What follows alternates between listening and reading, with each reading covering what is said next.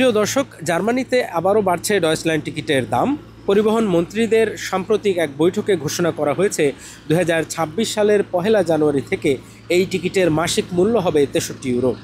বর্তমানে এর দাম 58 ইউরো, আর 2023 সালে চালুর সময় এর দাম ছিল মাত্র 49 ইউরো। অর্থাৎ 3 বছরের মধ্যেই টিকিটের দাম 2 ধাপে বাড়ানো হয়েছে।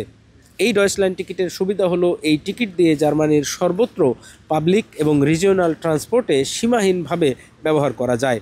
বর্তমানে প্রায় 1,40,00,000 মানুষ এই টিকিট ব্যবহার করছেন। তবে নতুন দামের কারণে সাবস্ক্রিপশনের সংখ্যা কমতে পারে বলেই ধারণা করা হচ্ছে। এর আগেও দেখা গেছে 2025 সালে দাম 49 ইউরো থেকে 58 ইউরোতে বাড়ানোর পরপরই সাবস্ক্রাইবারের সংখ্যা এক মাসে প্রায় 11 লক্ষ কমে গিয়েছিল।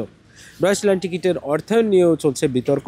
এখন পর্যন্ত ফেডারেল সরকার এবং রাজ্য সরকার সমানভাবে 1.5 বিলিয়ন ইউরো করে ভর্তুকি দিচ্ছে। তবে রাজ্য সরকারগুলো দাবি জানাচ্ছে যে ফেডারেল সরকারই আসলে এই ব্যয়ের বড় অংশ বহন করে।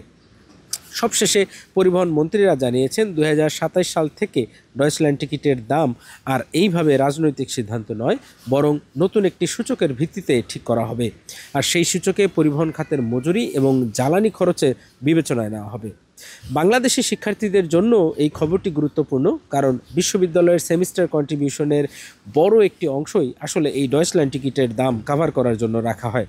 ফলে টিকিটের দাম বাড়লে সরাসরি সেমিস্টার ফিতেও প্রভাব পড়বে। তাহলে দেখার বিষয় 63 ইউরোতেও মানুষ এই টিকিট কিনতে আগ্রহী থাকবে কিনা, নাকি আবারও সাবস্ক্রাইবার কমে যাবে ডয়েচল্যান্ড টিকিটের। জার্মানির কোলন থেকে রায়হান জিলানি, RTV।